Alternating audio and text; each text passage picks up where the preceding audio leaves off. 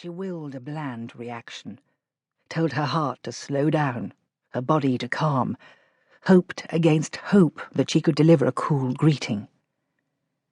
Georgie lifted her eyes, and even as she managed a small smile, even if she did appear in control, inside, every cell jolted with nerves and unexpected relief.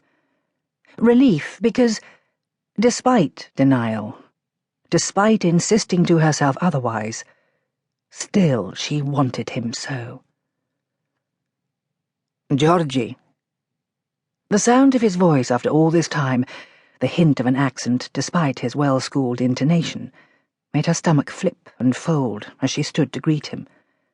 And for a moment she was back there, back in Zarak, back in his arms.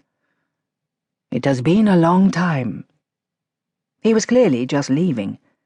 On his arm, a woman as blonde as herself flashed a possessive warning with her eyes, which Georgie heeded. "It has been a while." Her voice was a touch higher than the one she would have chosen had she had any say in it. "How are you?"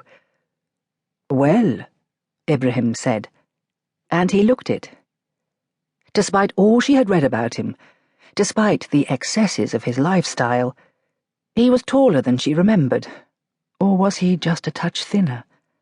His features a little more savage. His raven hair was longer than she remembered, but even at 2 a.m. it fell in perfect shape. His black eyes roamed in assessment, just as they had that day, and then he waited for her gaze to meet his, and somehow he won the unvoiced race because, just as had happened on that first day, she could not stop looking. His mouth had not changed. Had she only one feature to identify him by, if the police somehow formed an identity parade of lips, she could, without hesitation, have walked up and chosen her culprit. For, in contrast to his sculptured features, his mouth was soft, with full lips that a long time ago had spread into a slow, lazy smile, revealing perfectly even teeth. But tonight there would be no smile. It was a mouth that evoked a strange response.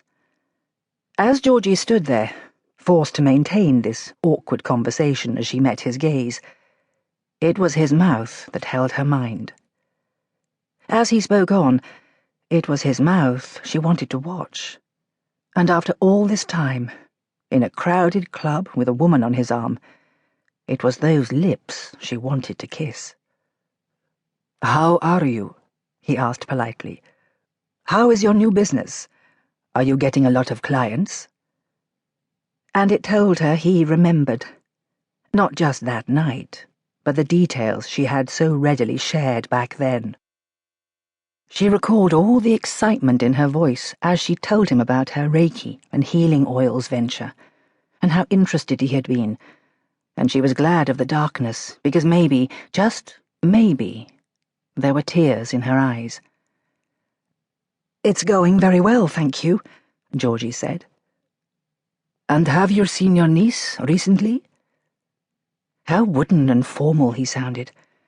How she wanted the real Ibrahim to come back, to take her by the hand and drag her out of there, to take her to his car, to his bed, to an alley, to anywhere where it could be just them. Instead, he awaited her answer, and Georgie shook her head. "I haven't been back since—" And she stopped, because she had to, because her world was divided into two, before and after. Since a kiss that had changed her forever, since harsh words had been exchanged. I haven't been back since the wedding," Georgie stammered.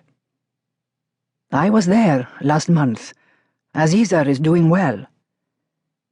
She knew he had been back, despite swearing she wouldn't try to find out.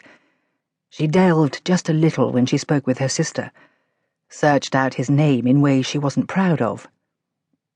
His words were almost lost in the noise of the club, and the only way to continue the conversation would be to move her head just a fraction closer, but that, for her own reasons, Georgie could not do.